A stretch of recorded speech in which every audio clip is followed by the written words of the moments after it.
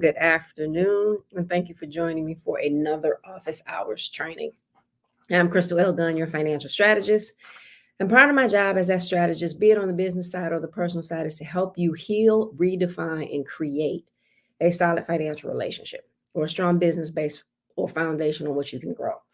I also try to bring information that you may not necessarily have thought about or different ways for you to think about a thing that you knew about, right? I also help you to have some aha moments, some self-discovery moments, and helping you see what no longer serves you so that you can release all of that and soar. All of that helps with the breakthroughs. That's where you start to shift. That is where the magic happens, be it in your personal finances or your overall business. So I am a licensed life insurance agent. I understand the importance of life insurance. I understand that although some people carry life insurance, we are still woefully underinsured. And one thing that I have truly learned, discovered, or uncovered is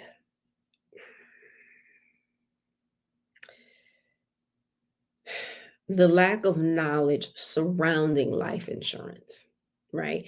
The different ways that you can use it, the power in the tool. So I started in August talking about life insurance, again, because it's really, really, really important. And the first 2 weeks, I spoke specifically about the misconceptions of life insurance. There's a ton of them. So go back and watch those episodes specifically to see what misconceptions you had so that you can move past those and use this very powerful tool. The rest of August and part of September was about the reasons and different ways to use life insurance, right? And September is Life Insurance Awareness Month. And so I started last week giving you things to consider as we work to fill any of your insurance coverage gaps that you may have, right? And so just things to consider when it comes time to get additional coverage or new coverage if you don't have any.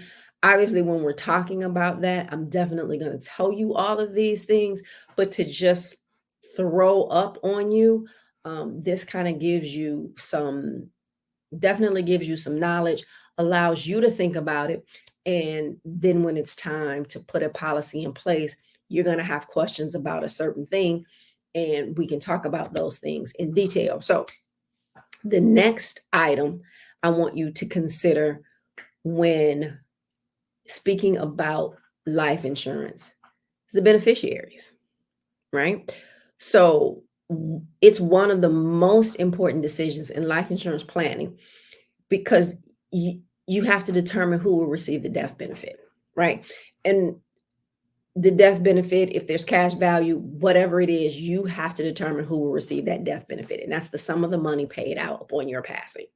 So naming beneficiaries allows you to control how the insurance proceeds are distributed.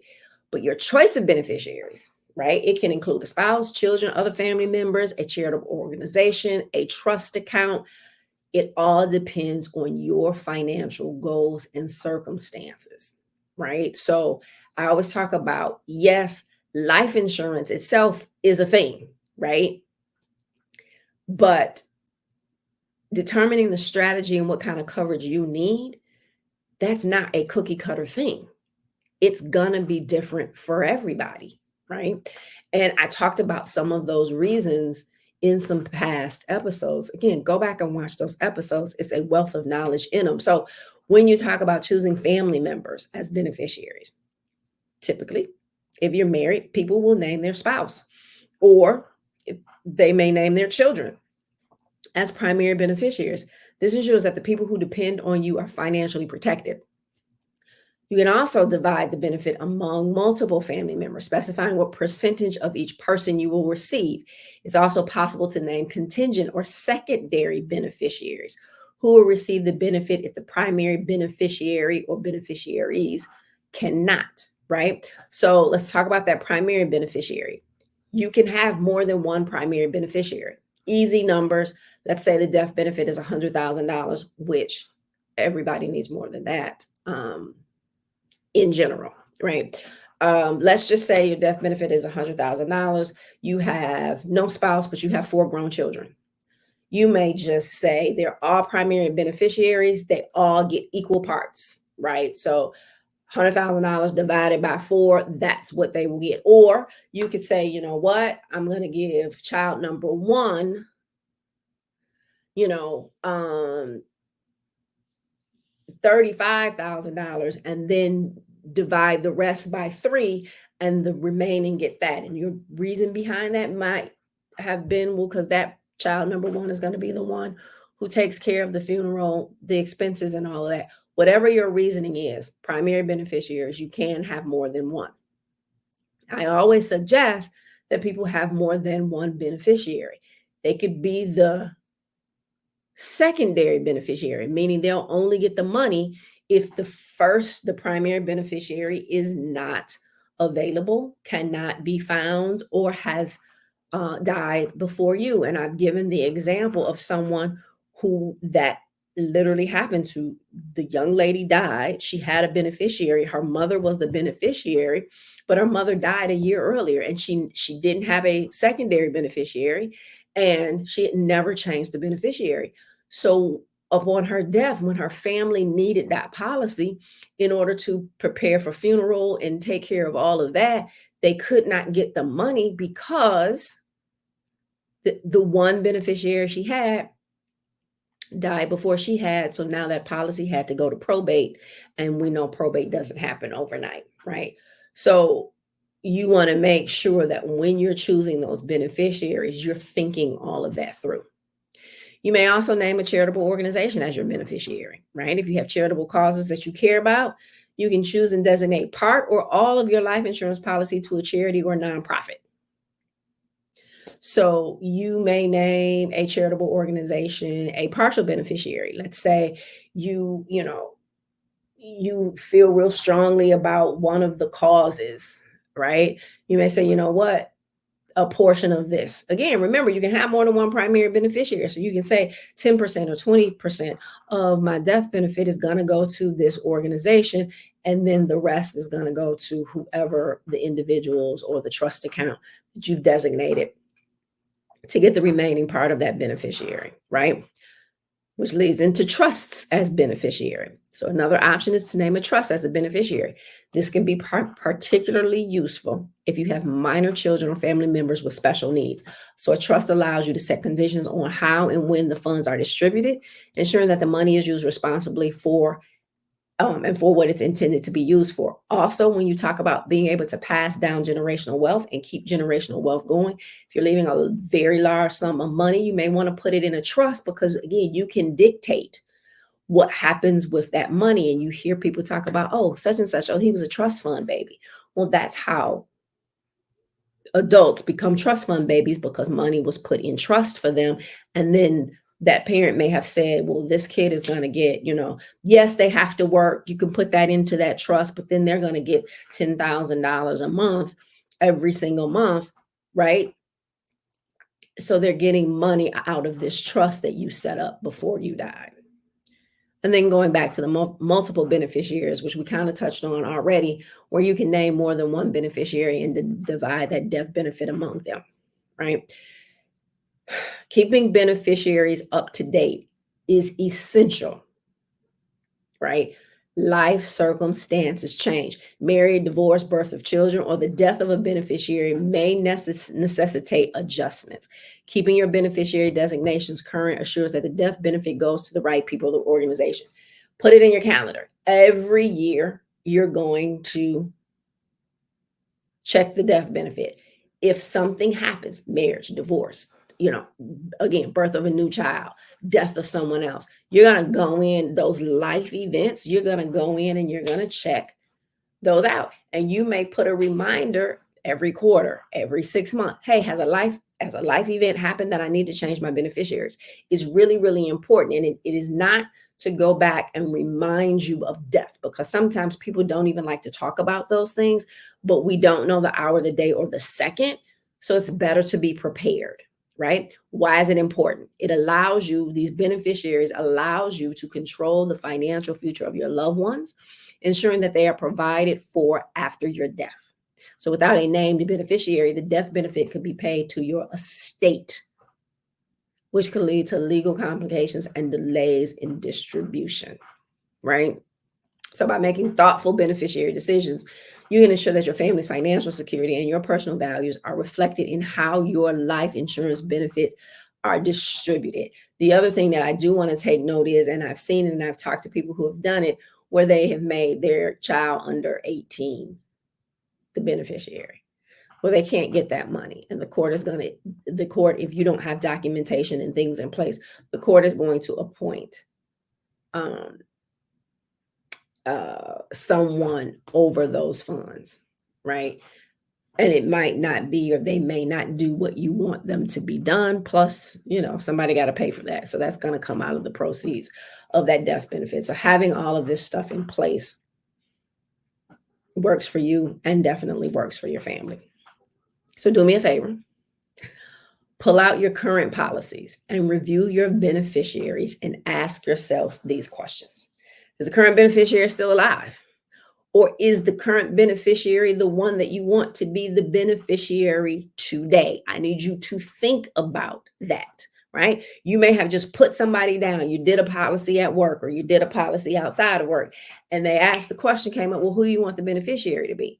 Okay, well, I don't know. Well, I'm just going to put such and such down, and you've never gone back and changed it.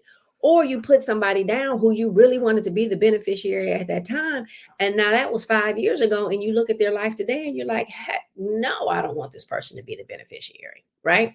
So do you have more than one beneficiary? So is there a primary? If something happens to that primary, do you have a secondary?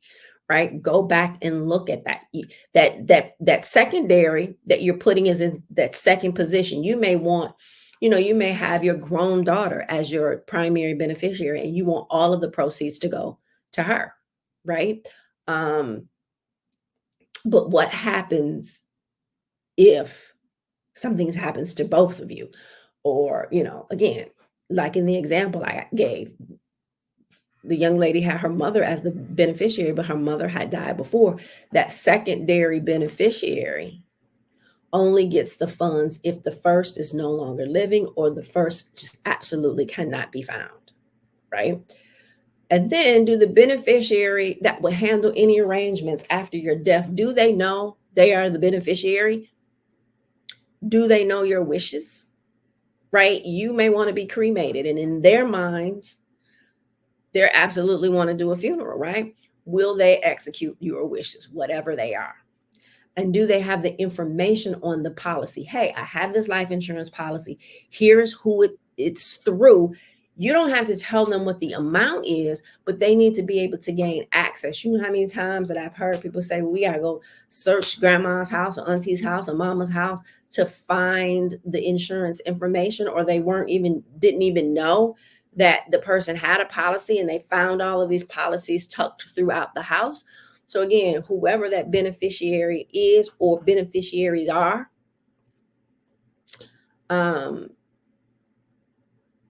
they need to know that you have the policy. Again, they don't need to know the death benefit amount, but they need to know you have a policy, who it's with, and how they can contact that person in order to be able to get those proceeds when needed. Make the necessary changes today. Okay. Remember, life insurance is a necessity. It is a great tool. And when I talk about getting your financial house in order, life insurance is part of that process. Leaving your loved ones without your income or trying to figure out how to pay for your funeral is irresponsible. But so is leaving them and you to cover costs of long-term care, because life insurance can be used for that as well. So when you talk about you love your family or your children, the least that you can do is have adequate coverage. We are missing out on an industry that is powerful and necessary, right? So we talk about breaking generational curses. We talk about passing down generational wealth. If the curse is going to start with you, then the new system of success must start with you. You have to get the tools in order to create those new systems of success and pass down this generational wealth and have impact on others outside of your family. So you probably can guess what my favorite thing for today is. It is life insurance. It will be. But what are those next steps? Complete the life insurance calculator to see how much coverage you should have. Schedule the free consultation with me and let's discuss the options, and then let's fill in the gaps of coverage, right? So the life insurance calculator is below in the description. The link to schedule a free consultation with me is also below. And then again, we're going to talk about things and then come back and figure out where we need to fill in the gaps. And then we can get some policies in place in order to be able to do so. Okay. So also, if you need any other type of strategy, credit, you want to buy a home, your credit is not there, you have trouble budgeting, you can also schedule a financial checkup. That description is also in that link is also in the description below. You just want to make sure that you're choosing the right link for the right thing, because there's questions and payments on some that you have to do and submit to me, which allows me to be more prepared for that conversation or consultation, right? If this information has been helpful, please subscribe to the channel. Be sure to turn notifications on so that you don't miss a thing. And one of the things that I think is most important after you going back and to look at some of these other episodes is that you don't gatekeep on this information. You need to share it with someone, right? The information is not just for you. You got to share it with someone else. So please make sure that you do so. And then always, I have this in here because people are always thinking, I hear it all the time, I just never did it because I thought I had time, right? Don't pause and then regret not having done the thing. Always give yourself some grace. Keep striving for your next level of excellence. Keep striving to get your financial house in order. Never give up on you. Never give up on that. And always invest in you. I promise you, it is the best investment that you will ever make. And you absolutely, positively will never regret it. Thank you so much for joining me today. I'm Crystal Elgun, your financial strategist and your life insurance agent. And I will see you next time. Thank you for watching. I appreciate your time. Be sure to join me for the private online Q&A immediately following. The link is in the description. And if you haven't done so already, please be sure to subscribe to my channel and turn notifications on so you never miss this opportunity. Thank you again, and I will see you on the other side.